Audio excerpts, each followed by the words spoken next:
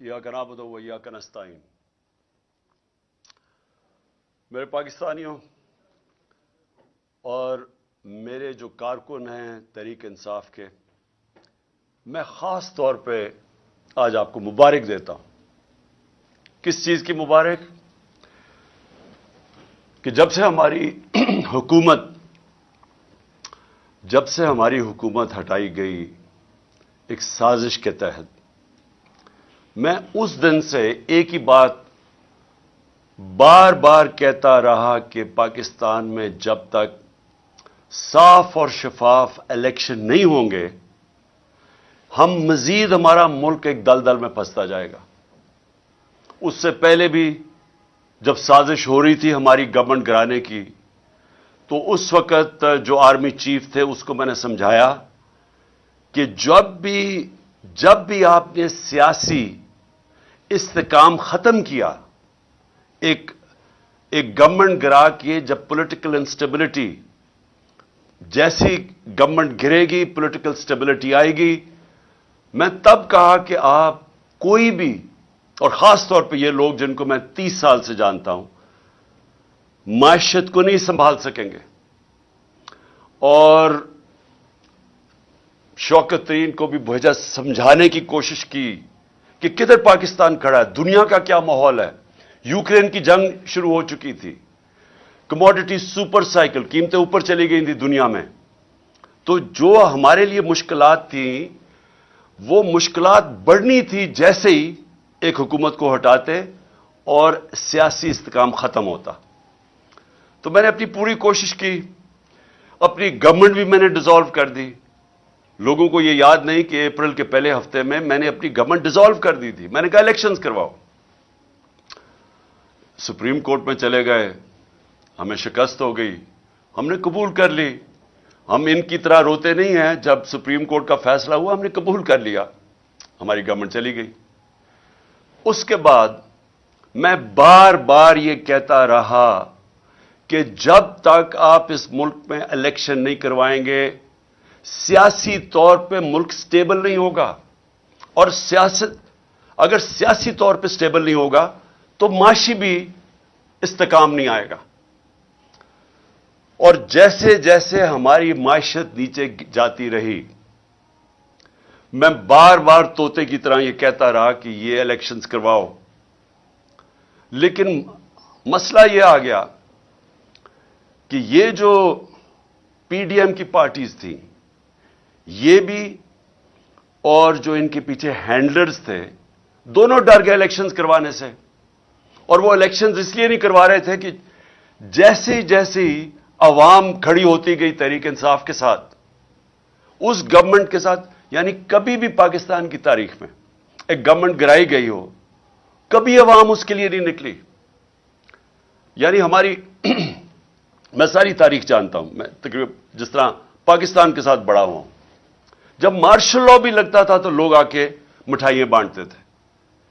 जो भी गवर्नमेंट 90 की दिहाई में गिरती थी, लोग मिठाइयां बांटते थे। तो यह पहली दफा हुआ कि पब्लिक सड़कों पे आ गई, लाखों लोग सड़कों के ऊपर आए और उन्होंने कहा कि यह हम मानते नहीं, ये जो साजिश करके रजीम चेंज किया गया।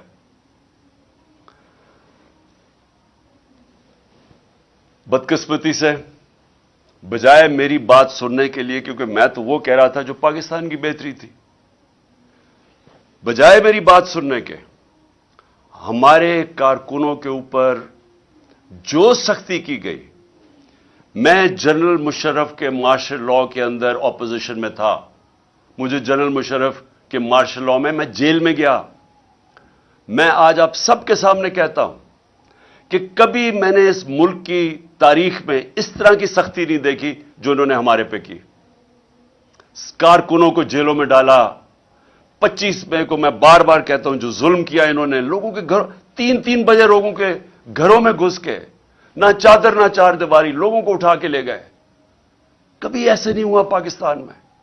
हमारे खिलाफ 3 लॉन्ग मार्चेज हुई, कितनी एफआईआर काटी और किसको कौन सा पुलिस एक्शन लिया, कितनी टीयर गैसिंग हुई। लेकिन 25 मई को जो उन्होंने हमारे से किया और उसके बाद मुसलसल करते रहे, एफआईआर्स के ऊपर एफआईआर्स काटते गए मेरे कारकुनों पे। لوگوں کو جیلوں میں ڈالا، پھر وہ نکلے، پھر کچہریوں میں چکر لگائے، ہراساں کیا گیا.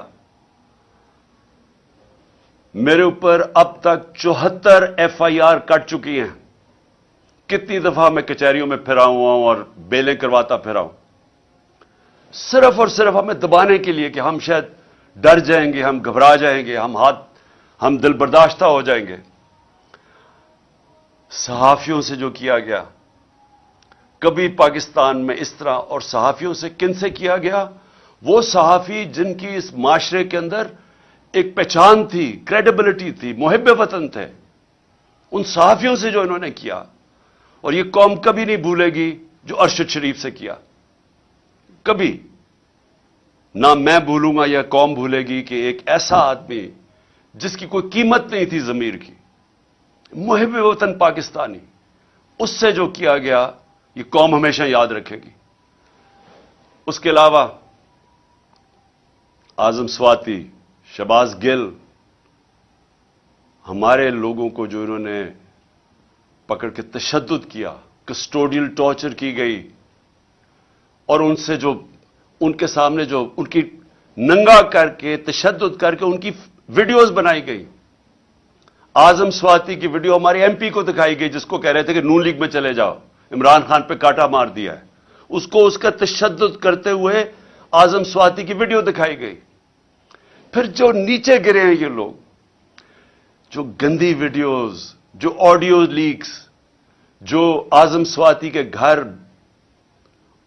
ان کی بیوی کو اور بیٹی کو جو ویڈیو، گندی ویڈیو بھیجی گئی، کبھی اس ملک میں ایسے نہیں ہوا. اور پھر سلمان فاروقی، اس کو پکڑ کے ننگا کر کے اس کو مارا گیا، اس کو دھمکایا گیا. سوشل میڈیا کے بچوں سے چونکہ 17-18 سال کے بچوں کو پکڑ کے انہوں نے اٹھا کے لے گیا، ان کو مار دھاڑ کے ڈرا دھمکا کے گھر واپس بھیجا گیا. ایسے کبھی نہیں ہوا پاکستان میں. تو کوشش یہ کی گئی کہ ظلم اور خوف پھیلا کے، تو یہ جو ایک تحریک انصاف کے ساتھ قوم جڑ گئی تھی، کسی طرح تحریک انصاف کو ختم کیا جائے. تو میں اس لیے بھی آج اپنے کارکنوں کو خاص طور پہ مبارک دے رہا ہوں کہ جس طرح میرے لوگ کھڑے ہوئے، ہر چیز برداشت کی. یہ جو ہم نے جیل بھرو تحریک شروع کی، وہ جب انہوں نے شروع میں لوگوں کو جیل میں جو ہمارے لوگوں نے گرفتاریاں دی، ہمارے لیڈرز نے دی، ان کو بھی میں خراج تحسین پیش کرتا ہوں. انہوں نے سب سے پہلے آگے، سب سے پہلے وہ ہوئے. تو تحریک بڑھتی جا رہی تھی. جس طرح تحریک بڑھ رہی تھی، گجرانوالہ، سرگودا، سائبال، اور زیادہ لوگوں نے گرفتاریاں دے رہی ہیں. پنڈی لوگ سامنے آ گئے. پشاور میں اتنی پبلک نکلائی، وہ پولیس گرفتاری نہ ان کو کرے. بڑھتی جا رہی تھی.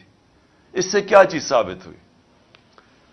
کہ یہ جو 11 مہینے میں ظلم کیا اور پھر ہمارے جو لوگوں کو جیلوں میں ڈالا، یہ جو جیل بھرو تحریک میں، ان کے اوپر خاص ظلم کیا گیا. ان کو مجرموں کی طرح رکھا گیا. جو میں ابھی کہانیاں سن رہا ہوں اپنے لوگوں سے، اپنے لیڈر سے، اپنے کارکنوں سے، خاص طور پہ ان کو، یعنی جس طرح کوئی فیصلہ کر کے کہ جناب یہ ہمارے کوئی دشمن ہے، وہ کیا گیا ان سے. کوئی پولیٹیکل پرزنر سے یہ حرکتیں نہیں کرتی جو انہوں نے جیلوں میں کی. میرے اوپر قاتلانہ حملہ ہوا. میں 2 مہینے پہلے سے بتا رہا تھا کہ یہ کرنے والے ہیں. مجھے پتا تھا کون ہے، مجھے اب بھی پتا کون ہے. وہ لوگ جو طاقت میں بیٹھے ہوئے ہیں اس وقت، پرائم منسٹر، انٹیریئر منسٹر، ہماری ایجنسیز کا سب سے اس وقت جو خوفناک آدمی ہے، ظالم آدمی ہے، انہوں نے پلان کر کے مجھے قتل کرنے کی کوشش کی. لیکن ایک پلان انسان بناتا ہے، ایک اللہ بناتا ہے. اس کا میں شکر ادا کرتا ہوں کہ آج تحریک انصاف ادھر پہنچ گئی ہے. اور میں پھر سے کہتا ہوں کہ میں نے ساری پاکستان کی سیاست 70 سال جیسے مجھے ہوش آئی ہے تب سے دیکھ رہا ہوں. کبھی پاکستان کی تاریخ میں کسی جماعت کو اللہ نے وہ عزت دی جو آج تحریک انصاف کو دی ہے. 37 बाय इलेक्शन हुए, 37 बाय इलेक्शन। सारी जमातें एक तरफ, इलेक्शन कमीशन उनकी मदद करने आई, इंतजामिया ने उनकी मदद की, और जो अपने आप को न्यूट्रल्स कहते थे वो उनके साथ खड़े हुए। उसके बावजूद 37 बाय इलेक्शंस में से 30 बाय इलेक्शन तहरीक इंसाफ जीती। ये जो अभी जामपुर में इलेक्शन हुआ, वो इलाका जिधर देहाती लोग देहातों में रहते हैं, उनको पूरा डराया गया, पूरी तरह एजेंसीज ने जोर लगाया, पूरी तरह इन्होंने, इंतजामिया ने खौफ की फिजा बनाई, डराया धमकाया। तो जाए पूछे जरा जामपुर में हुआ क्या। सारी पार्टीज के वोट उनसे अकेली मोहसिन लगारी तहरीक इंसाफ के कैंडिडेट की ज्यादा वोट्स थी। जो जनरल इलेक्शन में वोट पड़ी उससे भी ज्यादा पड़ गई। इससे और ज्यादा खौफजदा थे, और उन्होंने पूरी कोशिश की कि किसी तरह जो आइन के अंदर 90 दिन का इलेक्शन का लिखा हुआ है कि जैसे ही प्रोविंशियल असेंबलीज डिसॉल्व होनी थी तो 90 दिन के अंदर इलेक्शन होना था। गवर्नर्स इनके, उन्होंने नहीं इलेक्शन की डेट दी, इलेक्शन कमीशन उसने नहीं डेट दी। आखिर में सुप्रीम कोर्ट ने फिर उसके ऊपर एक्शन लिया, और आज सारी कौम सुप्रीम कोर्ट का शुक्रगुजार है कि आपने इस मुल्क के आइन की हिफाजत की, और आपने मुल्क को इलेक्शन की तरफ लगाया, जो एक ही तरीका है। अगर पाकिस्तान को इस दलदल से निकालना है, एक ही तरीका है इलेक्शंस, जो मैं फिर से 11 महीने से लगा हुआ हूं कहने कि इसके अलावा जो भी आप कुछ करेंगे मजीद दलदल में फंसता जाएगा हमारा मुल्क। और आज हालात क्या है? आज अगर पाकिस्तान के आप हालात देखें तो दुश्मन भी मुल्क से वो ना करे जो इन सारी जमातों ने मिलकर किया। सिर्फ इनका मकसद था कि इनको जो करप्शन के केसेस थे इनके ऊपर वो माफ करवाने थे। आते साथ ही अपने करप्शन के केसेस माफ करवा लिए। 1100 अरब रुपया, 1100 अरब रुपए के करप्शन के केसेस माफ करवा लिए। मैं फिर से आपको बताऊं कि हमारे 3.5 साल में 480 अरब रुपया नैब ने रिकवर किया था।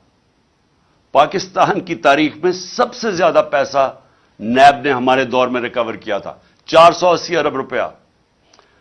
1100 अरब रुपया और रिकवर होना था। इन्होंने असेंबली में आए और सिर्फ पहले आते साथ ही काम किया, उसकी नैब के कानून चेंज किया, अमेंड किया, नैब को खत्म किया। सिर्फ अब नैब का काम रह गया कि इंतकामी कार्रवाई ऑपोजिशन पे करे। और नैब अब कोई वो जो पैसा, जो इतना पैसा इस मुल्क का चोरी हो वापस आना था, वो इन्होंने हजम कर लिया। लेकिन उन्होंने जो मुल्क के साथ किया है, और इसीलिए ये सब इलेक्शन से डर रहे हैं। पाकिस्तान की तारीख की सबसे ज्यादा महंगाई, याद रखें इन्होंने 2 दफा महंगाई मार्च हमारे खिलाफ की थी। आज पाकिस्तान की तारीख की सबसे ज्यादा महंगाई है।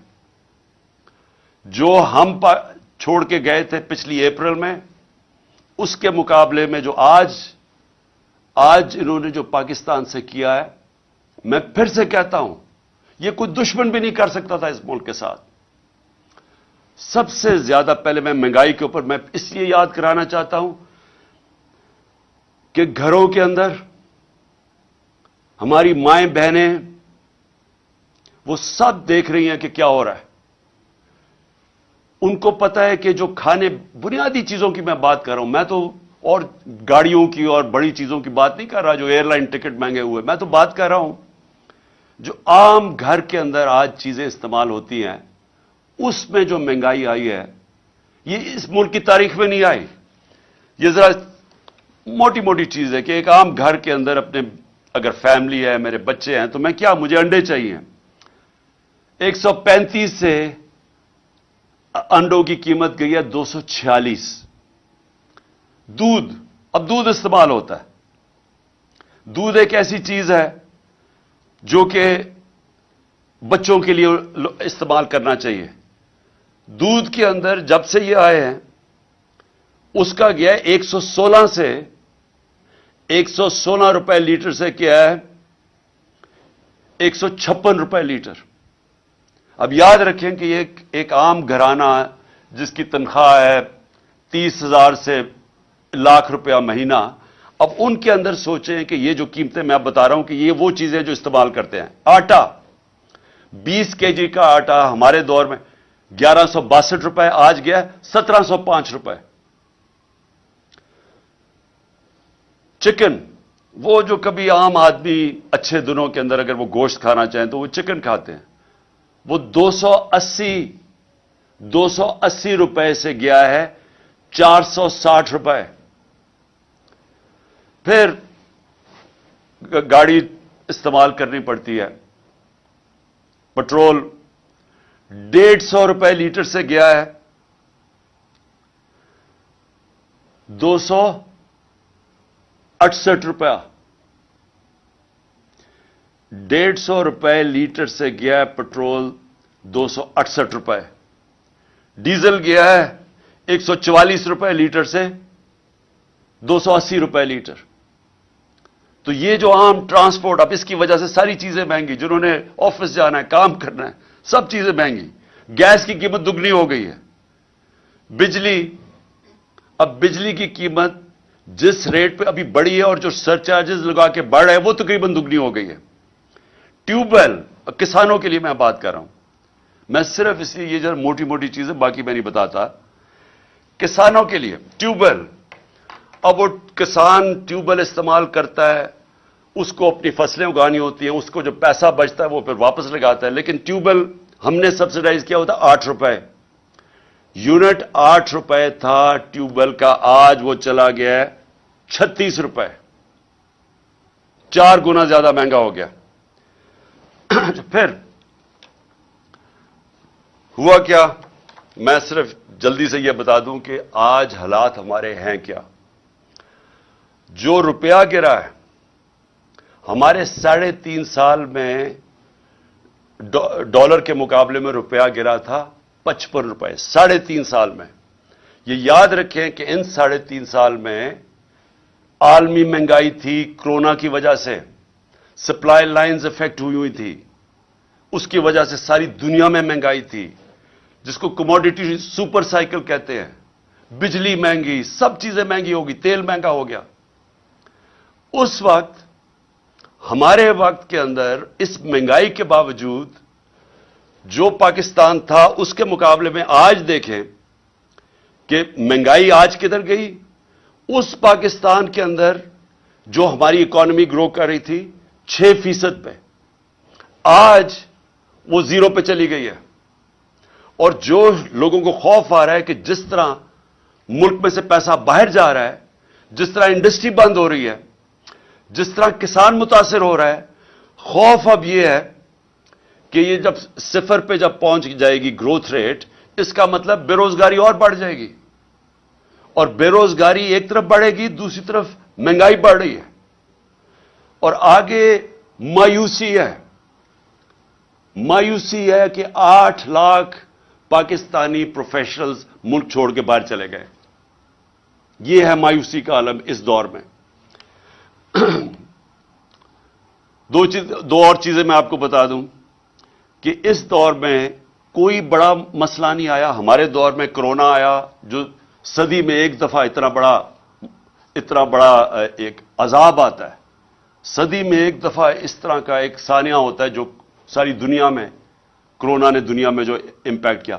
ہمارے دور میں اس کے باوجود ہمارا ملک بھی آگے جا رہا تھا، ہماری معیشت بھی 6% پہ بڑھ رہی تھی. 17 سالوں کے بعد اس طرح اوپر جا رہا تھا. انڈسٹری وہ ریکارڈ پرفارم کر رہی تھی، وہ آگے بڑھ رہی تھی. ہمارا جو زرعی پیداوار تھی وہ 4.5% پہ تھی، وہ کوئی 17 سال کے بعد اوپر ملک جا رہا تھا. تو جب ملک اوپر بھی جا رہا تھا، روزگار 50 لاکھ نئی نوکریاں ملی ہمارے دور میں.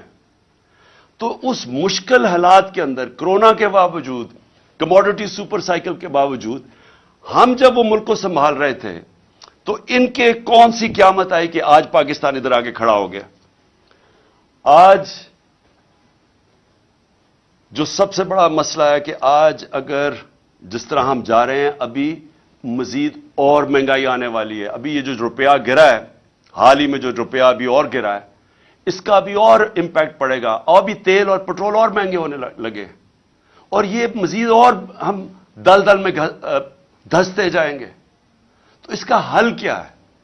میں آج اصل میں اپنی، کیونکہ یہ الیکشن ہماری کیمپین شروع ہونے لگی ہے، تو میں پہلے اب آپ کو بتاتا ہوں کہ راستہ کیا ہے اس میں سے نکلنے کا.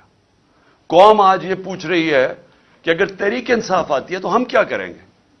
ہم کیسے قوم کو اس مشکل وقت سے نکالیں گے؟ سب سے پہلے جب تک اس ملک کے اندر ایک گورنمنٹ نہیں آتی جو ایک پبلک مینڈیٹ لے کے آئے، جو پبلک کی ووٹ سے آئے، جو پبلک جس پہ اعتماد کرے. پہلا تو اگر ملک کو اب اس دلدل سے نکالنا ہے، پہلے تو وہ گورنمنٹ چاہیے جس کے ساتھ پاکستان کی قوم کھڑی ہو، اور وہ صرف الیکشن سے آ سکتی ہے.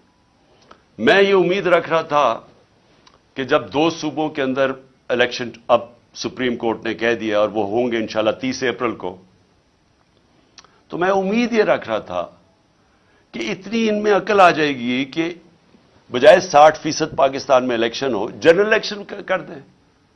اس سے ملک میں، کیونکہ جنرل الیکشن ہوگا تو ملک کے اندر استحکام آئے گا.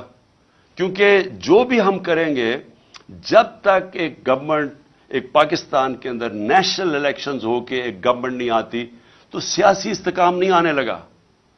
اور وہ سیاسی استحکام الیکشنز میں آئے گا، اور اس کے بعد معاشی استحکام آئے گا. تو پہلا قدم تو یہ ہے کہ الیکشنز کروا کے ایک گورنمنٹ آئے، پبلک کا مینڈیٹ لے کے، جو 5 سال کے لیے آئے، اور اس کے ساتھ اس کو عوام اس کے اوپر اعتماد رکھے کہ یہ مسئلے حل کرے گی. پھر یہ پہلا قدم ہے اس دلدل سے نکلنے کا. کیونکہ اس سے کیا ہوگا؟ اس سے ایک عوام کے اندر اعتماد آ جائے گا کہ اب یہ گورنمنٹ 5 سال کے لیے آ گئی. ہمیشہ یہ یاد رکھے کہ معیشت کے لیے سرٹنٹی، انگریزی کا لفظ ہے سرٹنٹی.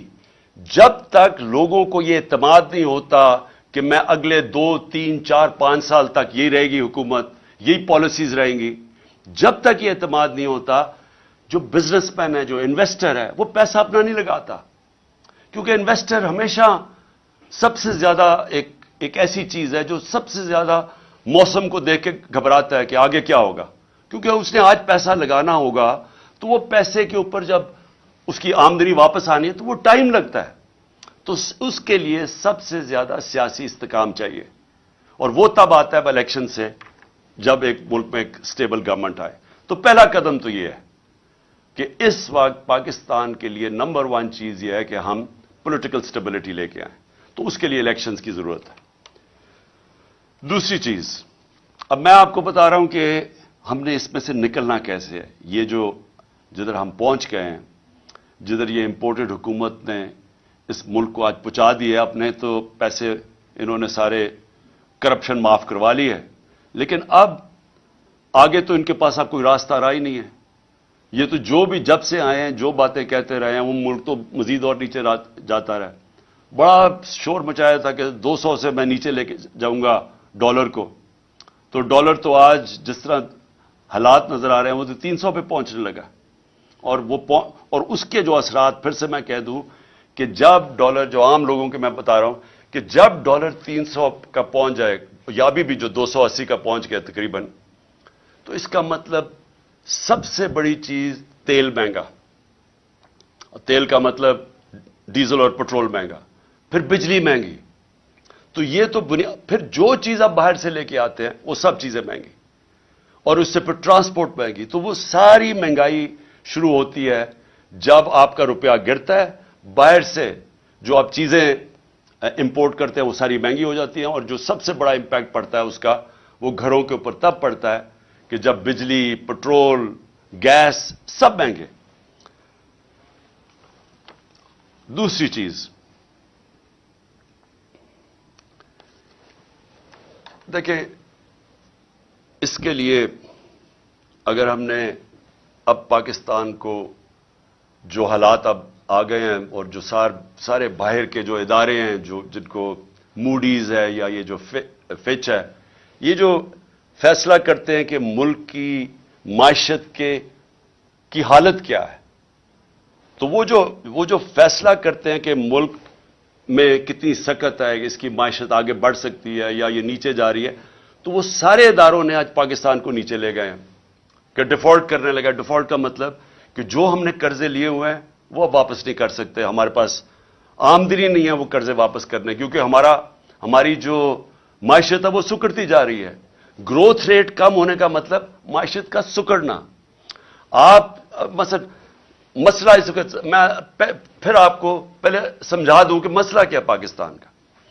पाकिस्तान का मसला यह है कि जो मुल्क में डॉलर्स आते हैं वो कम है और जो मुल्क से बाहर डॉलर्स जाते हैं वो ज्यादा है।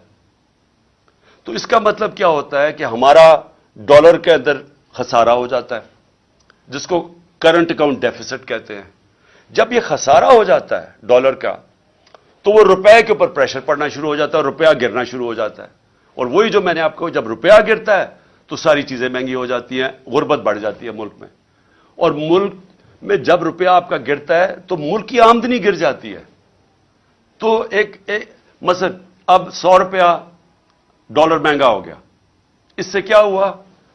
इससे हमारी पाकिस्तानी, अगर आपके बैंक में पैसे पड़े हुए हैं रुपयों में, तो वो 100 रुपये, अगर आपका 300 रुपया पड़ा हुआ है तो उसमें से 100 रुपया कम हो गया, उसकी यानी खरीदार की पावर कम होगी। लेकिन अगर आपने ये जो सारे बाहर से इंपोर्टेड गवर्नमेंट है, इनके तो सारा पैसा बाहर पड़ा हुआ है, इनके तो डॉलर्स में पैसे पड़े हैं, इनकी प्रॉपर्टीज में फिर बैंक अकाउंट सारे डॉलर्स में हैं, तो इनको मजीद 100 रुपए का फायदा हो गया। तो पाकिस्तानी गरीब हो गए और ये जो बाहर से चोरी करके पैसा बाहर ले जाते हैं, इनकी दौलत में इजाफा हो गया। तो सबसे जो मैं ये दूसरे पॉइंट आपको कहने लगा था कि सबसे इंपॉर्टेंट अब चीज क्या है इस वक्त, इस मुश्किल जो हम आगे देख रहे हैं, इससे अगर हमें निकलना है तो एक मुल्क को यूनाइट होना पड़ेगा, हमें मुत्तहिद होना पड़ेगा। ये जंग अब ये ऐसी नहीं लड़ी जाएगी कि गवर्नमेंट आई और कोई गवर्नमेंट समझे कि वो अकेली लड़ सकती है। अवाम को साथ खड़ा होना पड़ेगा, इदारों को साथ खड़ा होना पड़ेगा, सबको मुत्तहिद होकर इसका मुकाबला करना पड़ेगा।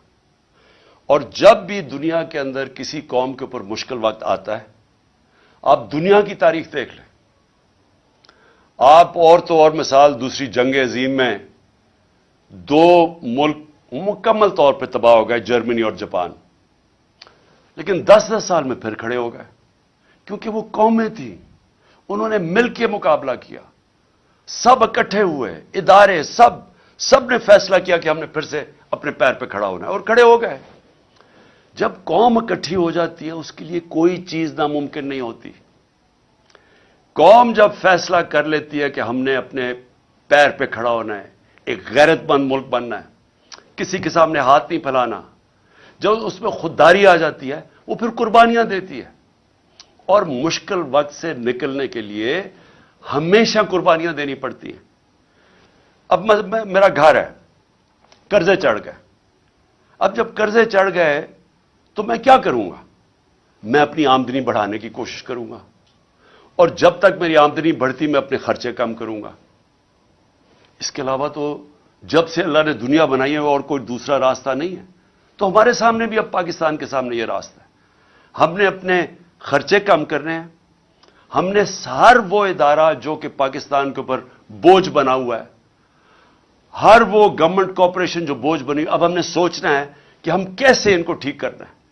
और इसके लिए हमें वो जो पाकिस्तान ने अपनी तारीख में नहीं उठाए, हम शॉर्टकट्स ले लेते हैं, हम एड ले लेते हैं, हम कर्जे ले लेते हैं, उससे क्या होता है? और जो ये हुकूमत करने की कोशिश कर रही है, हाथ फैलाया कि जो कहीं से कर्जे आ जाए, बड़ा यानी खुशियां बनाई जाती हैं कि जी वहां से چائنا نے $500 ملین کا قرضہ دے دیا. لیکن یہ تو کینسر کا علاج ڈسپرن سے ہو رہا ہے. کینسر تو پھیلتی جا رہی ہے. کینسر کا جب تک کینسر کاٹ کے نکالی نہیں جائے گی، اب یہ ملک کا علاج ہو نہیں سکتا قرضوں سے. تو اس سے کیا کرنا ہے؟ پہلے تو ہم نے اپنے خرچے کم کرنے ہیں.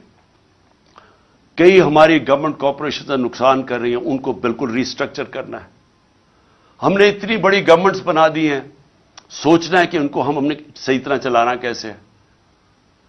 ہم نے مثلا پینشنز ہیں، اور پینشنز اتنی زیادہ ہو گئی ہیں کہ ہمارا جو خرچہ ایک صوبے کا خرچہ ہوتا ہے، اس میں اس کا زیادہ پیسہ پینشنز پہ چلا جاتا ہے. حالانکہ دنیا میں پینشنز کے لیے پیسہ بنایا جاتا ہے. پینشنز کو سیونگ کروا کے جو لوگ پینشن دے رہے ہوتے ہیں وہ اپنی پینشن فنڈ میں کنٹریبیوٹ کرتے رہتے ہیں، وہ بڑا فنڈ بن جاتا ہے. مہاتر محمد نے مجھے بتایا کہ وہ ان کا جو پینشن فنڈ ہے وہ ان کے لیے پیسے وہ انویسٹ کرتے ہیں، اسے پیسہ آتا ہے، اور اس سے پیسے میں وہ ملک کی دولت میں اضافہ ہوتا ہے. ہمارے لیے وہ بوجھ بنا ہوا ہے. تو میں صرف مثال دے رہا ہوں کہ ہمیں اب وہ قدم اٹھانے پڑیں گے جو اب تک ہم پاکستان میں نہیں کرتے رہے. ریولوشنری چینجز کرنے پڑیں گے، اور اس میں سب کو اکٹھا ہونا پڑے گا. ہم سارے جو ادارے ہیں سب کو فیصلہ کرنا پڑے گا کہ اب یہ راستہ ہے ہمارا، اور ہم سب نے اس راستے پہ جانا ہے. آمدنی کیسے بڑھے گی؟ ایکسپورٹس بڑھانی پڑیں گے. یعنی اس ملک میں اب ڈالر لانے پڑیں گے. وہ کون کون سے طریقے ڈالرز لانے کے لیے؟ ایکسپورٹس.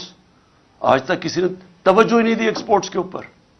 جو ساری دنیا میں ملک آگے بڑھے ہیں، چائنا آگے بڑھا ہے، ایسٹ ایشین ٹائیگرز آگے بڑھے ہیں، وہ ساروں نے اپنی ایکسپورٹس کے اوپر زور دیا ہے. ہم نے کبھی توجہ ہی نہیں دی کسی نے. ہم جب آئے تھے تو پچھلے 5 سال ہمارے پہلے export to G D P ratio وہ نیچے چلی گئی تھی، بجائے پازیٹو ہونے کے نیچے آ گیا تھا، کیونکہ کسی کی توجہ ہی نہیں ہے ایکسپورٹس کے اوپر. تو سب سے پہلے تو دولت میں اضافہ کرنے کے لیے، اپنے ملک کی دولت اضافہ کرنے کے لیے سب کو سمجھانا پڑے گا کہ ہر چیز جو پاکستان ایکسپورٹ کر سکتا ہے، ہمارے ساری گورنمنٹ کے اداروں نے پورا مل کے ان کی مدد کرنی ہے کہ وہ ایکسپورٹ زیادہ کریں. ابھی آپ ایکسپورٹر سے، جب میں پرائم منسٹر تھا تو ان سے پوچھتا تھا تو وہ آتے ساتھ ہی بتاتے تھے کہ کتنی رکاوٹیں ہیں ان کے راستے میں، کہ ہماری گورنمنٹ کی کتنی رکاوٹیں ہیں ان کے راستے میں ایکسپورٹ کرنے کے لیے. تو پہلے تو یہ سمجھ لینا کہ جب تک ہم ایکسپورٹس کے اوپر ساری قوم مل کے انکریج نہیں کرے گی، ایکسپورٹرز کو پرائزز نہیں دیں گے، ان کو ہم ریکگنائز نہیں کریں گے، ان کو وی آئی پیز نہیں بنائیں گے، تب تک یہ ملک اب اس دلدل سے نہیں نکل سکتا. اس کے علاوہ، ایکسپورٹس کے علاوہ اور کون سی چیزیں ہیں جو ڈالر لا سکتی ہیں؟ پہلے تو سوچیں اور کون سی چیز ڈالرز ہمارا خرچہ بچا سکتی ہے. ہم مثلا پام آئل امپورٹ کرتے ہیں، ہم نے کیوں نہیں سوچا کہ اور کیا طریقے ہیں کہ ہم پام آئل کی اپنی امپورٹ کم کر سکیں. ہم نے پختونخوا کے اندر 2013 کے بعد ایک پورا زیتون کی پوری پلانٹیشن کرنی شروع کی، اور آج وہ انقلاب آ چکا ہے زیتون کا. اور زیتون کے اتنے ہم نے اب وہ لگا دیے ہیں، جنگل بنا دیے ہیں کہ انشاءاللہ تھوڑی دیر کے بعد ہم زیتون ایکسپورٹ کر سکیں گے. لیکن یہ ہمیں سب پہلے چیزیں سوچنی چاہیے تھی، کیونکہ جب بھی پاکستان کا آپ آگے دیکھیں گے تو سارا وقت ہمیں سوچنا ہے کہ ڈالرز اس ملک میں کیسے آئیں گے. کون سی ایسی مثلا ٹورزم ہے. سوئٹزرلینڈ صرف ٹورزم سے 60 سے 80 ارب ڈالر کماتا ہے ٹورزم سے. ہمارا جو پہاڑی علاقہ ہے، یہ جس کو ہم ناردرن ایریاز کہتے ہیں، وہ دگنا ہے سوئٹزرلینڈ سے، اس سے زیادہ خوبصورت ہے. لیکن ہم تو کوئی پیسہ نہیں کماتے اس سے، کیونکہ ہم نے کسی نے سوچا ہی نہیں ہے. ہمارے جو اس ملک میں صاحب اقتدار، ہماری ایلیٹ، وہ ساری گرمیاں تو گزارتی ہے جا کے انگلینڈ میں اور یورپ میں چلی جاتی ہے. کسی کو پتہ ہی نہیں ہے کہ ہم کس طرح کی، اللہ نے ہمیں کس طرح کی نعمتیں دی ہوئی ہیں جو ہمارے ہیں. تو ہم نے کبھی سوچا ہی نہیں ہے اس کا. تو ایکسپورٹس بڑھانا، ٹورزم، پھر جس طرح میں نے کہا پام آئل، زیتون، ہر چیز وہ جو ہم باہر سے امپورٹ کرتے ہیں پاکستان میں ہر کچھ ہم اگوا سکتے ہیں. ہم نے کبھی اس کے اوپر نہیں سوچا. ہمارا سارا تقریباً کتنے 100 کلومیٹر کا ہمارا سمندر ہے، ادھر ہم سارا پام آئل اگا سکتے ہیں, کبھی کسی نے سوچا نہیں. پھر ہم کیسے, جو اصل اب چیلنج ہے میں آپ کو سنوں کہ انویسٹمنٹ لے کے آنی ہے پاکستان میں, ہم کیسے انویسٹمنٹ لا سکتے ہیں. میں آپ کو, ہندوستان 6.5 گنا بڑا پاکستان سے ہے. پچھلے سال پاکستان میں جو انویسٹمنٹ آئی ہے 2022 میں $2 ارب. ہندوستان میں کتنی انویسٹمنٹ آئی ہے؟ $75 ارب. ہم جب تک ایک ملک میں انویسٹمنٹ ہی لے کے آئیں گے, ہماری دولت کے اندر پھر بھی اضافہ نہیں ہوگا, کیونکہ انویسٹمنٹ جب ڈالرز میں آئے گی, ہمارا جو ریزروز ہے ڈالر کے بڑھیں گے. ہمیں یہ مسئلہ نہیں آئے گا جو آج آیا ہوا ہے کہ ہمارے ریزروز ہی ختم ہو گئے, ڈالر ختم ہو گئے, روپیہ گر رہا ہے, مہنگائی بڑھ رہی ہے. کوئی پاکستان میں آج سرمایہ کاری کرنے کے لیے کیوں نہیں تیار؟ کیونکہ وہ ڈالر ہی خریدتے ہیں, اس کو ضرورت کیا جب روپیہ گر رہا ہے. باہر سے بھی کسی کو اعتماد نہیں ہے. تو تب جب انویسٹمنٹ جب تک پاکستان میں ہم نہیں لے کے آئیں گے, صحیح معنی میں ہماری دولت میں اضافہ نہیں ہوگا. ہم نے ٹیکنالوجی زونز بنائے, ہم نے ایکسپورٹ زونز بنائے, ہم نے خاص طور پہ یہ بنائے اس لیے کہ جو باہر سے ہمارے ملک میں انویسٹ کرنا چاہتا ہے, ادھر ہم نے ان کے لیے کنسیشنز دی, ہم نے ٹیکس بریکس دیے تاکہ وہ آئیں اور یہاں انویسٹ کریں. بدقسمتی سے جو ہمارا سب سے ہمسایہ چائنا, وہ 2 سال بند ہو گیا کرونا کے اندر. جب کرونا آیا تو چائنا کے اندر تقریباً آنا جانا مشکل ہو گیا, ان کے کوارنٹین کے اتنے مشکل لاز تھے. تو وہ ہم نے وہ 2 سال مس کر دیے. لیکن فیوچر کے اندر ٹیکنالوجی زونز اور ایکسپورٹ زونز جو ہم نے مختص کیے ہوئے علاقے, ان کے اندر جس طرح چائنا جب آگے بڑھا تھا تو اس نے انوائٹ کی تھی انڈسٹری جو ان کی ایکسپورٹ زونز کے اندر آ کے انہوں نے پھر ایکسپورٹ شروع کی, اور اسی طرح چائنا کی یہ 30-35 سال پہلے انہوں نے کی, اور آج کہاں سے کہاں پہنچ گیا.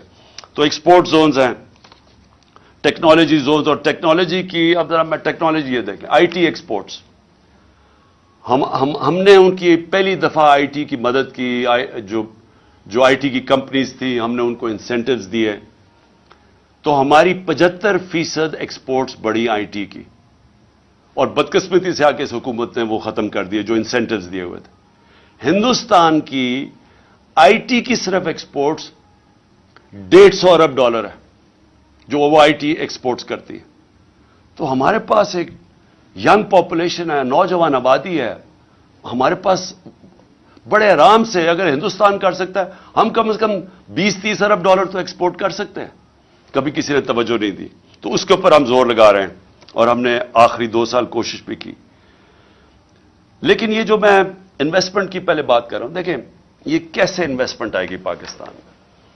ہمیں ایک ماحول بنانا پڑے گا. وہ ماحول کیسے بنے گا؟ ہمیں اس ملک میں رول آف لا قائم کرنا پڑے گا.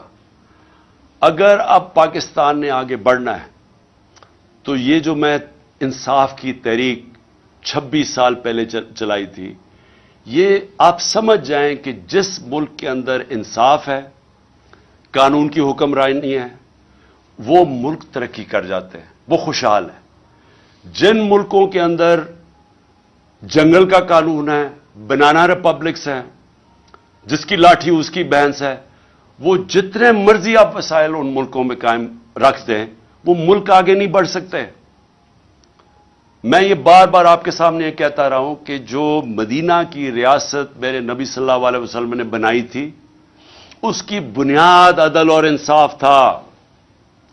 اللہ اس لیے حکم کرتا ہے کہ ان کے سنت پہ چلو, سیکھو کہ انہوں نے وہ دنیا کے سب سے عظیم لیڈر تھے, انہوں نے وہ کام کیا جو دنیا میں کسی انسان نے نہیں کر سکا.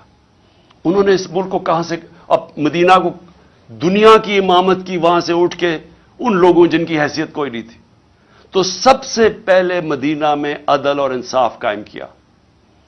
آج اب دنیا اٹھا کے دیکھ لیں, جن ممالک کے اندر رول آف لا ہے وہ خوشحال ہیں, اور جن ممالک کے اندر جس طرح ہمارے آج حالات ہیں کہ این آر او مل جاتا ہے. کیوں نہیں جی, کس یورپین ملک میں کبھی سنا ہے این آر او کسی کو ملتا ہوا؟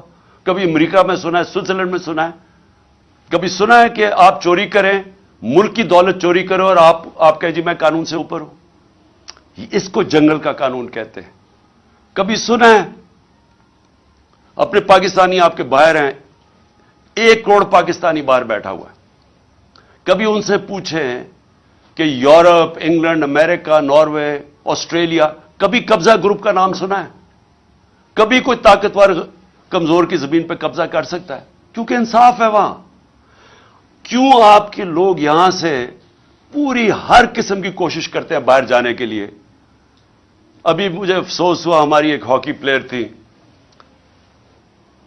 तुर्की से जाते हुए इटली, वो उनकी किश्ती डूब गई, उसमें पता नहीं कितने 26 पाकिस्तानी भी डूब गए और वो हमारी हॉकी प्लेयर भी डूब गई। तो क्यों सोचा कि क्यों इतने लोग चांस लेते हैं? हर रोज आप पढ़ते हैं कि वो किश्तियों में जाने की कोशिश कर रहे हैं यूरोप में और वहां रास्ते में डूब जाते हैं। क्यों जाते हैं? वहां पैसे तो कोई बांट नहीं रहा। उन मुल्कों के अंदर इंसाफ है। इंसाफ का मतलब क्या है कि मैं अगर मेहनत करूंगा मुझे मेहनत का फल मिलेगा। वो ऐसे मुल्क हैं जब आप, जिसको आज एक लफ्ज इस्तेमाल किया जाता है, level playing field. Level playing field तब आती है जिस मुल्क के अंदर रूल ऑफ लॉ होता है, इंसाफ होता है। जब एक मुल्क के अंदर इंसाफ होता है, लोगों को तहफ्फुज मिलता है, उनके, जिसको फंडामेंटल राइट्स कहते हैं, बुनियादी हकूक को उनके मुल्क का कानून हिफाजत करता है उनकी। जब मुझे प्रोटेक्शन मिलती है तभी मैं आजाद होता हूं, और आजाद लोग ही बड़े काम करते हैं। तो जो बुनियादी चीज इंसाफ देता है वो आजादी देता है, वो एक इंसान को लेवल प्लेइंग फील्ड देता है। वो फिर उस जिधर इंसाफ होता है उधर इन्वेस्टमेंट जाती है, लोग उधर जाके अपनी फैक्ट्रियां लगाते हैं क्योंकि उनको तहफ्फुज होता है, उनको एक कानून, एक मुल्क की अदालतों पे इत्तेमाद होता है कि मैं अगर यहां सरमायाकारी करूंगा तो मुझे हिफाजत मिलेगी। तो जब एक मुल्क के अंदर एक स्मॉल और मुल्क की जो रीढ़ की हड्डी होती है वो स्मॉल और मीडियम इंडस्ट्री होती है, जो मीडियम छोटी सनतें होती हैं, वो सबसे ज्यादा लोगों को रोजगार भी देती हैं और वो रीढ़ की हड्डी होती है। तो जब एक मुल्क के अंदर इंसाफ नहीं होता, कॉन्ट्रैक्ट एनफोर्समेंट नहीं होती, अदालतें उनको तहफ्फुज नहीं देती, जो पॉलिसीज प्रेडिक्टेबल नहीं होती, आगे यानी आज एक कानून बना कल दूसरा बना, आज एक टैक्स का निजाम है कल दूसरा बना, उस मुल्क के अंदर सबसे पहले जो कुचले जाते हैं वो छोटी सनतें हैं, स्मॉल और मीडियम इंडस्ट्री। और जब एक मुल्क में इंसाफ, कॉन्ट्रैक्ट एनफोर्समेंट, लोगों को तहफ्फुज देते हैं, वो फिर तरक्की करते हैं मुल्क, उधर खुशहाली आती है। शेर शाह सूरी की अगर आप कहानी पढ़ें, वो हिंदुस्तान का सबसे अजीम, एक बड़े बड़े हिंदुस्तान के हुक्मरानों में से एक शेर शाह सूरी था। तो उसकी अगर कहानी, उसकी जब जिंदगी पढ़ें तो शुरू किधर से हुआ था? उसके बाप की जागीर थी, बाप ने उसको कहा कि जागीर संभालो। ये बिहार के अंदर जागीर थी। उसने वो जागीर के अंदर सबसे पहले काम क्या किया? उसने जो बड़े बड़े डाकू थे उन सारों को खत्म किया। उसने अपने जागीर के अंदर कानून की हुक्मरानी कायम करके लोगों को तहफ्फुज दिया। जो सारे इर्द गिर्द की जागीरों के जो सनतकार थे, जो सरमायाकार थे, वो सारे उसकी जागीर में आ गए। उन्होंने वहां जाके पैसा लगाना शुरू कर दिया, वो सबसे खुशहाल हो गई। उधर से शेर शाह सूरी का नाम ऊपर आया। तो आज भी अगर आप स्विट्जरलैंड चले जाएं, यूरोप चले जाएं, जो मैंने देखा है, वहां पैसे नहीं लोग बांट रहे। आप, हमारे लोग इसलिए जाते हैं कि वहां का निजाम ऐसा है कि जो मेहनत करेगा उसको फायदा होता है, और वहां कोई तंग नहीं करता, कोई कब्जे नहीं करता, कोई ताकतवर आके उसको कोई रिश्वत नहीं मांगते हर दूसरे दिन लोग। दुबई में चले जाएं, दुबई में आप पूछें जरा पाकिस्तानियों से कि किस तरह, क्यों आप पाकिस्तान में नहीं बिजनेस करते, क्यों दुबई चले गए हैं, तो वो पूछें, वो आपको बताएंगे कि कोई तंग नहीं करता उनको पता है ये टैक्स है, इतना दो, आराम से मेहनत करो, काम करो, आपको फायदा होगा। तो जो सबसे जरूरी चीज पाकिस्तान में, कानून की हुक्मरानी कायम करना है, रूल ऑफ लॉ कायम करना है। ये मुझे बड़े लोगों ने मेरे से पूछा कि जी ये आप कैसे कायम करेंगे? ये मैं 26 साल से कोशिश कर रहा हूं। मैंने लोगों को, मेरे से जब बात करते हैं कि जी इमरान साहब देखें, आप ये ऑपोजिशन है, आप इनसे बात क्यों नहीं करते? मैं इन सबको अब से नहीं पहले से भी कह रहा हूं कि पॉलिटिशियन सबसे बातचीत करता है। पॉलिटिशियंस किसी से कुटी नहीं करता। پولیٹیشنز کا کام ہوتا ہے سب سے بات کر کے اپنے موقف کے ارد گرد لانا یا ان کی بات سننا, اپنی سننا, اور پھر کوئی بیچ میں کوئی گراؤنڈ پہ پہنچنا. لیکن جو لوگ ملک کا پیسہ چوری کرتے ہیں, آپ ان کے ساتھ کیسے سمجھوتا کر سکتے ہیں؟ مجھے اگر یہ بار بار, جب 3.5 سال میں گورنمنٹ میں تھا, مجھے بار بار کہتے رہے کہ جی ان کو آپ این آر او دے دیں. جنرل باجوہ نے کہا کہ ان کو این آر او دے دو. وہ جب میں ان سے بات کریں ہم نے فیٹف کا بل پاس کرنا ہے, وہ کہتے جی این آر او دے دو. میں این آر او نہیں دے سکتا کیونکہ میرا پیسہ انہوں نے نہیں چوری کیا, پیسہ عوام کا چوری کیا ہے. میں کون ہوتا ہوں کہ عوام کا پیسہ ان کو معاف کر دوں؟ اور جب آپ ان کو معاف کرتے ہیں تو باقی چوروں کو کیوں پکڑتے ہیں؟ پھر جیلوں میں بیچارے غریب لوگ کیوں پھنسائے ہوئے ہیں؟ میں سب سے بات کرنے کے لیے تیار ہوں, سب سے سمجھوتا کرنے کے لیے تیار ہوں, کیونکہ جو آگے پاکستان کے حالات ہیں, میں پھر سے کہہ رہا ہوں کہ ساری قوم کو مل کے ان کا مقابلہ کرنا پڑے گا. میرے اوپر قاتلانہ حملہ ہوا, مجھے پتہ ہے کس کس نے حملہ کیا. میرے اوپر حملہ ہوا, میں معاف کرنے کے لیے تیار ہوں ملک کی خاطر, کیونکہ ہمارے نبی صلی اللہ علیہ وسلم نے, جن کے ہم امتی ہیں, انہوں نے جب فتح مکہ ہوا تو انہوں نے جن لوگوں نے ان کے اوپر ظلم کیا تھا انہوں نے سب کو معاف کر دیا. نیلسن منڈیلا نے اسی سنت پہ چلتے ہوئے, کیونکہ وہ تو رحمت العالمین ہے نا, وہ تو سب انسانوں کے لیے ایک رحمت بن کے آئے تھے. تو نیلسن منڈیلا نے جب 27 سال جیل میں گزارے, جب وہ باہر نکلا تو اس نے سب کو معاف کر دیا جنہوں نے اس کے اوپر ظلم کیا تھا. اور اس نے یہ کہا کہ ٹروتھ اینڈ ریکنسیلیشن, بس یہ سچ بول دو کہ آپ نے یہ ظلم کیا ہے تو ہم آپ کو معاف کر دیتے ہیں. ساؤتھ افریقہ کو بچا گیا, وہاں خون خرابہ ہونا تھا. آج بھی پاکستان جدھر کھڑا ہے اس وقت ملک کو اکٹھا ہونا ہے. تو میرے لیے, میں اپنی اگر ذات کے لیے پالیٹکس کر رہا ہوتا تو میں بھی کہاں جی اس کو میں نہیں چھوڑوں گا تو اس سے میں بدلہ لوں گا تو فلانے سے لوں گا. یہ میری ذات کی بات نہیں ہے, یہ ملک کی بات ہے. اور ملک آج ادھر کھڑا ہے. پاکستان کی تاریخ میں اتنا برا وقت پاکستانیوں پہ نہیں آیا. اس وقت جو اندازہ UNDP اندازہ لگا رہی ہے کہ 1 کروڑ لوگ غربت کی لکیر سے نیچے چلے جائیں گے. ایک اندازے کے مطابق 50 لاکھ لوگ ان کو وہ بھوکے رہ جائیں گے, جو آج کل حالات ہے. تو ہم سب کی ذمہ داری ہے کہ اپنے ملک کے لوگوں کی جو اس وقت مشکل حالات میں ہیں, جو مہنگائی میں وہ حالات ہیں جو کبھی پاکستان میں نہیں تھے, ہمیں ان کو سامنے رکھنا ہے, اپنی ذات کے اوپر نہیں آنا. ان کے لیے ہمیں ملک کو اکٹھا کرنا ہے. ہم نے آگے اس ملک کو پیر پہ کھڑا کرنا ہے تو شروع ادھر سے ہوگا جدھر ایک سارے ادارے مل کے اب فیصلہ کریں. عدلیہ, ہماری عدلیہ کا بہت بڑا رول ہے. جوڈیشل ریفارمز چاہیے. ہم اپنی عدلیہ کے اندر ریفارمز کریں تاکہ انویسٹر آئے. سب سے زیادہ پاکستان کا اثاثہ میرے پاکستانیوں یاد رکھیں اوورسیز پاکستانی ہیں. یہ جو آپ کے تقریباً 1 کروڑ پاکستانی باہر بیٹھا ہوا ہے, ان کا پیسہ ڈالروں میں کمایا جا رہا ہے. یہ اتنا بڑا اثاثہ ہے کہ ہم تھوڑی عقل استعمال کر لیں, ملک میں ماحول ٹھیک کر دیں, جس کو کہتے ہیں انویسٹمنٹ انوائرمنٹ ٹھیک کر دیں, ایز آف ڈوئنگ بزنس کر دیں. ہم ان کے لیے رکاوٹیں کم کر دیں. ہم اپنی بیوروکریسی کو, سول سروس کو, اپنی عدلیہ کو, اپنی فورن مشنز جو بیٹھی ہوئی ہیں, ہماری جو فورن ایمبیسیز ہیں, سب کو لگا دیں کہ ہم نے ان کو سہولتیں دینی ہیں پاکستان میں, تاکہ یہ اب پاکستان میں سرمایہ کاری کریں. آپ کو اندازہ نہیں کہ اس ملک میں کتنا پیسہ آ سکتا ہے. جو ہم تھوڑے تھوڑے ڈالرز کے لیے ذلیل ہو رہے ہیں دنیا میں, ایک دفعہ بیرون ملک پاکستانیوں کے لیے ہم ماحول بنا دیں, اس ملک میں اتنا پیسہ آ سکتا ہے, ڈالرز آ سکتے ہیں کہ ہمیں کبھی IMF کے پاس جانا نہ پڑے. آپ کو میں ابھی بلومبرگ, ایک وہ میگزین ہے بلومبرگ, اس میگزین کے اندر, کیونکہ دنیا کے اندر دنیا کے جو ملک ہیں ان کی معیشت کے اوپر وہ کامنٹ کرتی ہے.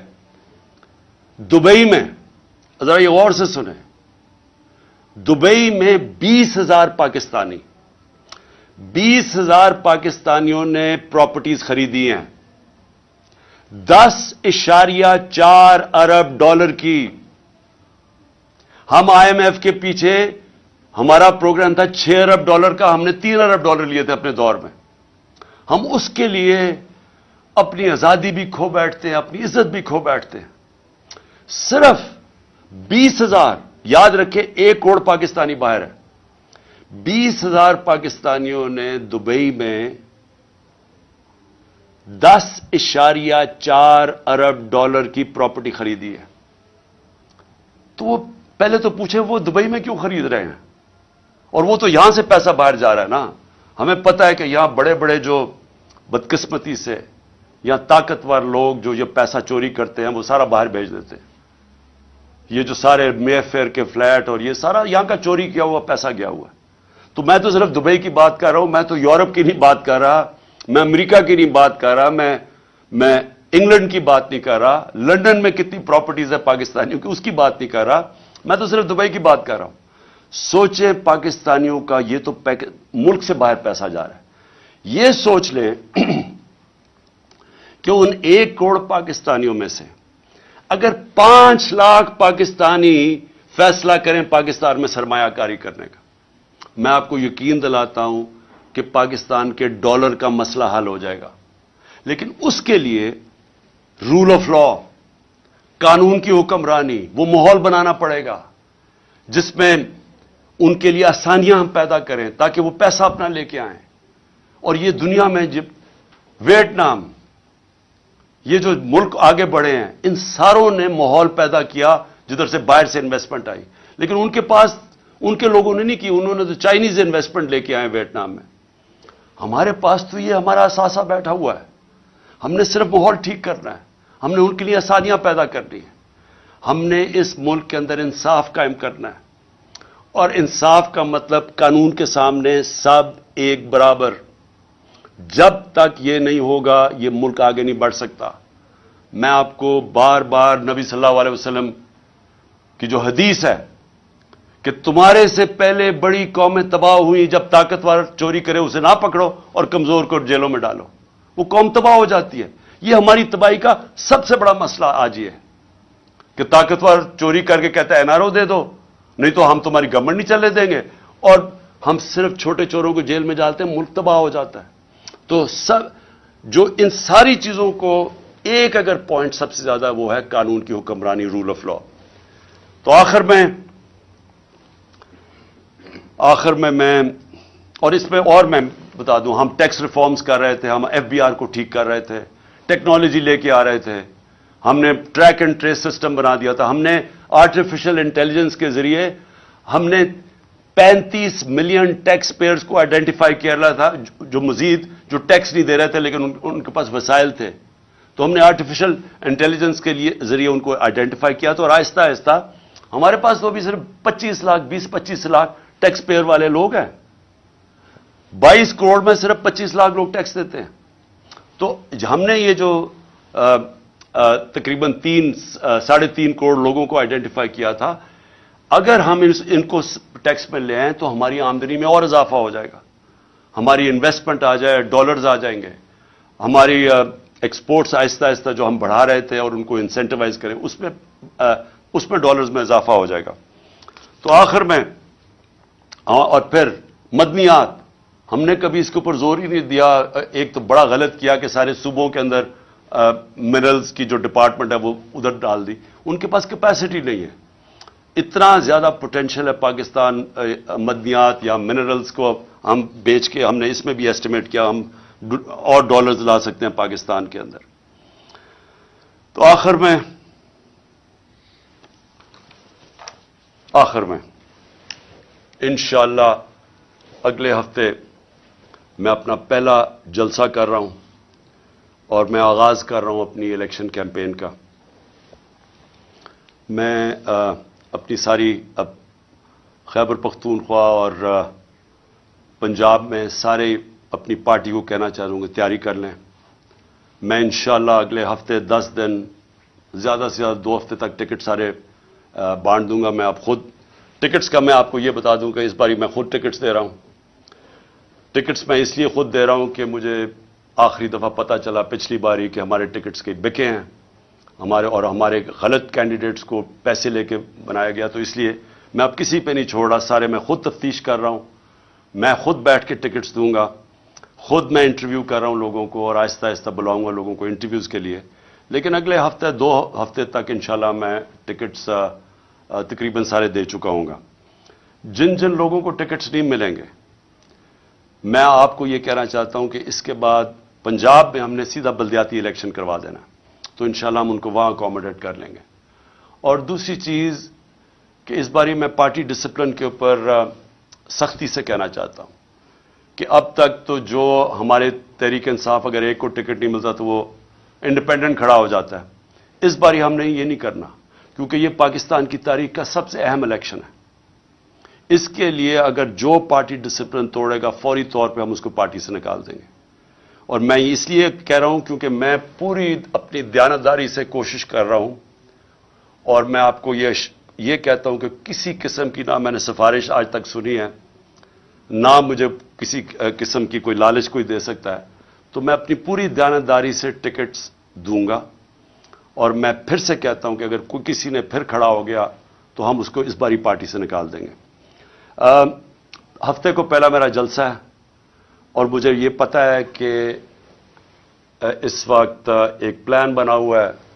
پھر سے آپ کو پہلے بھی میں نے بتایا تھا, جب میرے اوپر وزیر آباد میں اٹیک ہوا تو مجھے اس سے پہلے میں کہہ بیٹھا تھا کہ میرے اوپر حملہ ہوگا, اور اس باری پھر مجھے پتا ہے کہ پلان بنایا ہوا ہے. اور مجھے یہ بھی پتا ہے کہ کون لوگ ہیں جو اس کے پیچھے ہیں. لیکن مجھے ایک بڑی خوشی ہوئی کہ میں نے یہ دیکھا کہ ان 11 مہینے میں نے اپنی پارٹی کو بدلتے دیکھا. ہماری پارٹی کو سارے کہتے تھے کہ جی ممی ڈیڈی پارٹی ہے, یہ تو جی بیچارے کوئی مشکل برداشت ہی نہیں کر سکتے. لیکن میں نے جو اپنی پارٹی کو بدلتے دیکھا, 25 مئی کو انہوں نے, یہ جو ایک بدماش ہے ان کا انٹیریئر منسٹر, اور یہ جو سارے مل کے انہوں نے ہمارے اوپر ظلم کیا, اور ان کا یہ خیال تھا کہ اب پارٹی بالکل بیٹھ جائے گی, اب یہ نہیں کھڑی ہوتی. لیکن پارٹی پھر سے کھڑی ہوئی, اور لوگ شوق میں چلے گئے, ہکا بکا رہ گئے کہ کیسے کوئی کر سکتا ہے جمہوریت کے اندر جو انہوں نے ہمارے پہ ظلم کیا تھا. اس کے باوجود, اور ڈرایا دھمکایا, اعظم سواتی کو جب مار رہے تھے اس کو کہہ رہے تھے کہ یہ عمران خان کو بتانا, اس سے ہم یہ کریں گے. وہ اعظم سواتی اور یعنی ان کا اور عزم مضبوط ہو گیا. اور اس کے بعد ابھی جو ہمارے لوگ جیلوں میں گئے, میں ابھی جیلوں والے لوگوں سے بات کر رہا تھا جو واپس آئے, انہوں نے خاص طور پہ فیصلہ کیا کہ ان کو دبانا, یعنی ان کو سبق سکھاؤ. مجرموں سے زیادہ انہوں نے ہمارے اوپر سختی کی جیلوں کے اندر. اس کے جو میں نے اب ان لوگ اپنے کارکنوں کو دیکھا جو نکلے ہیں, وہ اور زیادہ پرعزم ہے.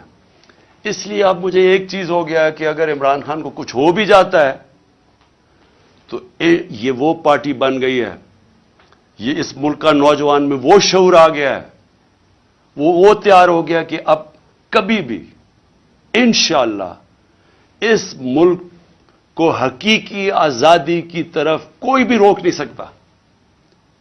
یہ وہ قوم, میں ایک دن اللہ سے دعا کرتا تھا کہ کیونکہ میں باہر کے ملک دیکھتا تھا سارے, اور میں دیکھتا تھا ان کو کہ وہ آزاد لوگ تھے, وہ لوگ آزاد تھے, اور آزاد لوگوں کی پرواز اوپر ہوتی ہے. اور میں ہمیشہ دیکھتا تھا کہ ہم ایک دبے ہوئی قوم ہیں, ہم ایک ہی پولیس کا دبکا آ جائے کہ یہ جیل میں ڈال دیں گے تو اس سے دیکھ کے ڈر جاتے تھے, کیونکہ ہم کبھی حقیقی معنی میں آزاد نہیں ہوئے. اب میں ایک آزاد قوم کو ابھرتے دیکھ رہا ہوں. میں اپنے نوجوانوں کو لا الہ الا اللہ کا مطلب سمجھتے دیکھ رہا ہوں. لا الہ الا اللہ انسان کو غیرت دیتا ہے, خودداری دیتا ہے. یہ جو خوف کا سب سے بڑا جو غلامی انسان کرتا ہے, وہ خوف کی بت کی غلامی کرتا ہے. میں نے اس سے آزاد ہوتے دیکھا لوگوں کو. اس لیے مجھے یہ فکر نہیں ہے کہ جو بھی آگے راستہ ہوتا ہے, مجھے پتا ہے کہ جو یہ اب قوم نکل رہی ہے اب اس کو کوئی غلام نہیں بنا سکتا.